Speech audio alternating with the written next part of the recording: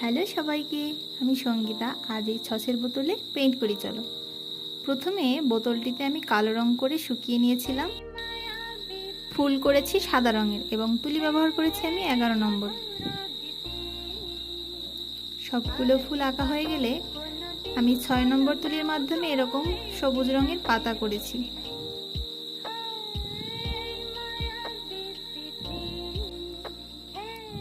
খুবই সহজে এটি আমি এঁকে ফেলেছি, তোমরা চাইলে ট্রাই করতে পারো। ফুল এবং পাতা আঁকা হয়ে গেলে ফুলের মাঝে এরকম হলুদ রঙের আমি ডট ডট দিয়ে দিয়েছি। এই যে এটাই ফাইনাল লুক। কেমন লাগলো আমার পেন্টিংটি অবশ্যই কিন্তু জানাবে। ভিডিওটি ভালো লেগে থাকলে একটি লাইক করে যাও আর চ্যানেলটি সাবস্ক্রাইব করে দিয়ে বেল বাটনটি প্রেস করে রেখো, যাতে নিউ ভিডিও নোটিফিকেশন তোমার কাছে চলে যায়। দেখা হচ্ছে নেক্সট ভিডিওতে। ততক্ষণে সবাই ভালো থেকো, টাটা।